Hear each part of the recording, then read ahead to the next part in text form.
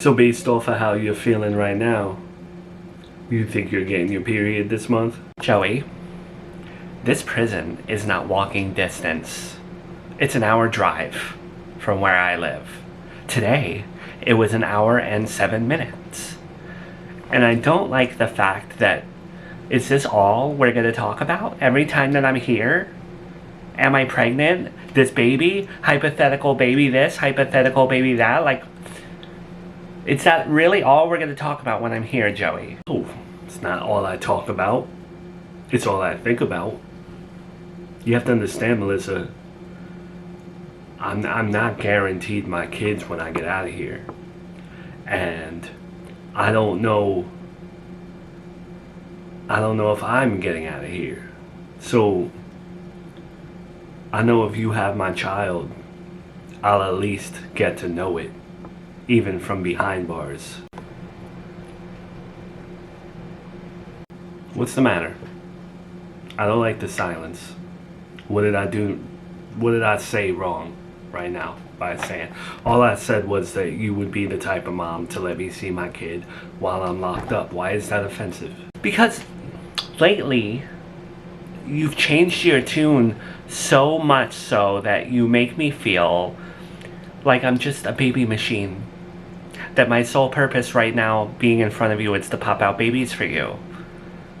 A baby machine? Melissa, if I were to go back in time and track how many times you brought up having a kid versus me, you would be the winner hands down. I wanted to be with you for you. You know, I at one point when I thought Junior wasn't with us no more, you remember I said I didn't want a kid, and you begged me for one, and then now I want one, and now I'm making you look like a baby machine. Joey, every single visit, it's the same subject, and I'm spending the time here with you, and then 2 hours in the car every day to come see you. And then when I come see you, it's just baby talk, and I may not even, you know what I mean? You're making me out to just feel like I'm a tool. I guess I'm well aware that it's your body, your choice. But it's even more your body, your choice while I'm locked up. Like, I get one visit with you every now and then I can't even talk to you. And I just feel like the less you see me, the less you're gonna want this baby. I don't even know if I'm pregnant though, Joey. I'm not anywhere near having to take a test yet. I don't know. For us to talk like this. Why are we yelling though? I have to hear people yelling all the time when I'm walking these halls. People heckle me when I'm walking down these halls. They think I'm soft or something.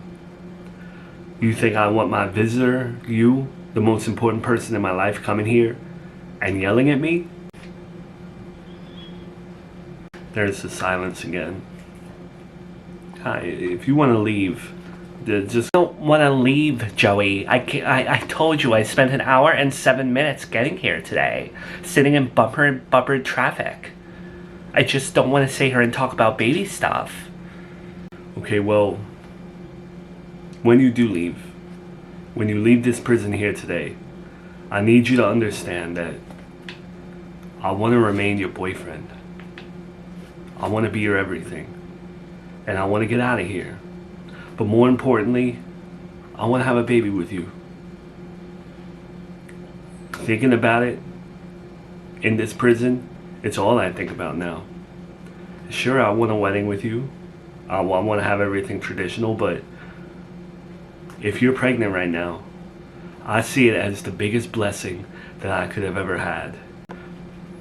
As much as I like hearing that, and that I feel like even behind bars you'd be a devoted father to our child, I think your biggest blessing right now in this world is your son being alive. It's Junior being alive. This is very true.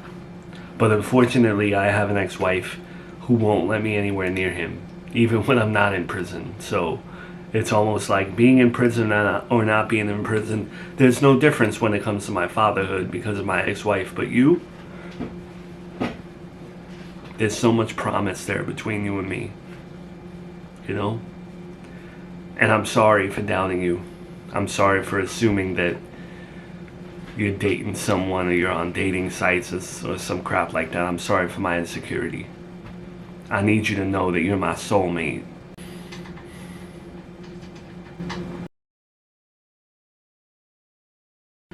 It's nice that you and I, mother and daughter, can get along again. I never thought I'd say this because you were always the one to hold grudges in the family. Holding grudges is like a skill set for you. But, you seem far more mature and more forgiving than your older sister. Well, that's no surprise to me because I'm pretty much better than most things than her anyway. She's still not talking to me. She still holds the world's biggest grudge against me, and I haven't seen my grandchildren since before going to prison. And I never thought that I'd be sitting here talking to you, but I am grateful. Because Mom, life's too short. I don't have time to be holding grudges and feeling... When you hold grudges, you're upset all the time. You carry it around with you like it's a heavy suitcase. I don't have time for that. She loves doing that. She loves living in the past. She doesn't let anything go. Like, people don't grow. Like, get over it. This is true. Miranda owns a home in the past and still paying the mortgage on it, if you ask me, when it comes to never forgetting. But I'm proud of you. You really exhibit something that your sister doesn't have, and it's a different level of maturity. I know we've had our issues, but you've come a long way. Thanks. I just don't want to be like anyone else in the family. I don't want to make the same mistakes that you've made. I don't want to be like Miranda. I want to carve my own path, and that involves forgiveness. Oh, this isn't too personal, but have you remained gay? Like, are you still gay? That's small. Oh my god. Like, when were you born? Like, who asks that type of question nowadays in 2025? Like, really? Sorry, I am a straight woman. I am not too familiar, especially because you weren't gay at one point, so I don't know. That's beside the point. I wanted to talk to you today because we had a plan A in terms of someone taking Junior from Miranda, just handing him over to Mill. Mill was given temporary custody, via Joey. What was plan A that didn't work out for you guys? I would rather not say, but we were betting on someone to help us, and they're not going to. So, if anyone can get close to Miranda, maybe, or at least get in the house, it would be you. So you pretty much want me to take Junior from Miranda? From her house to what? The front of the house to you? To Mill? This is all something that you need to talk to Mill about. She wants to talk to you about all this planning, but essentially, yes. You'd be doing the family a big service. None of us can get close to Miranda, and everyone that can doesn't want to help us. So Mill would have custody of Junior? That's the same woman that killed my dog back in the day, and I'm not holding a grudge against her. I'm not living in the past, but I'm just saying it's kind of crazy that she's gonna have custody now. Especially when you were giving me such grief about nobody having custody while Miranda was sick in the hospital, and you were forcing it on me. Temporary custody, and it would be for all of us. Just because she's the one with the temporary custody order doesn't mean I wouldn't get to see Junior, you wouldn't get to see Junior. It's so that she can share Junior with the family, with everyone. It's not fair that me and Mill have to fight to see our grandchildren. So look, you don't have to tell me what your answer is, but I'm just giving you a warning that Mill wants to talk to you about it, and you should think it over, because it would really do the family a good benefit if we could have Junior back at least. You know, one skill that I've always had, that even my mother knew about, is she tried to get me on go on talent shows and stuff about this, but it's not really one of those talents that you can exhibit in the moment. But I could always tell when there was a rainstorm coming or bad weather. Like, if there was no news, no one to report the weather, I could predict a hurricane. I could tell you how many hours out it is. I know, Dave. You've told me this before. I've heard you say this. It's one of your go-to stories. I never told you that. That's something I've always kept close to the chest. Or is it close to the vest? I don't know how the expression goes. Close to here. David, you have told me this several times. You told it to me when we were dating, when we were engaged, right after we got married, right after Miranda was born. I've heard this story from you a lot. And since you've told me this, you have never once predicted it. Never mind. Alright, Chris, well, I'll bring it up for the millionth time to you because I get that feeling. I get that feeling like there's a hurricane brewing.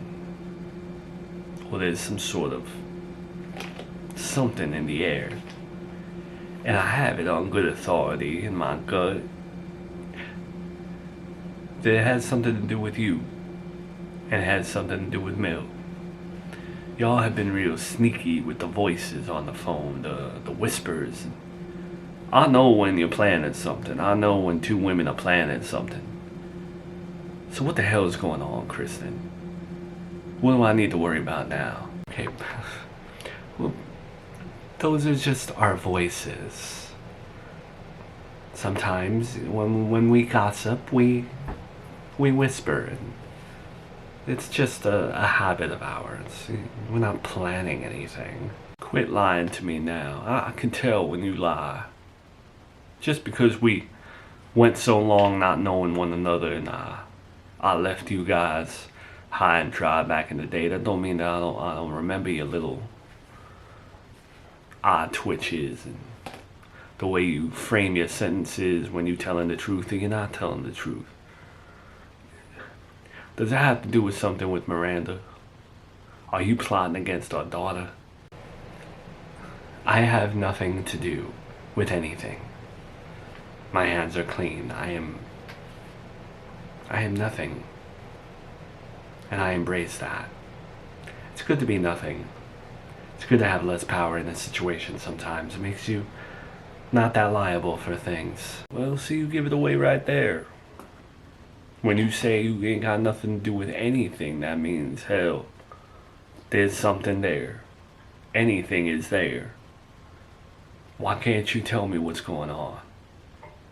If you can't tell me, then you're worried about it again now, then you're worried about me stopping you or something along those lines. So if that's the case, it must be really bad.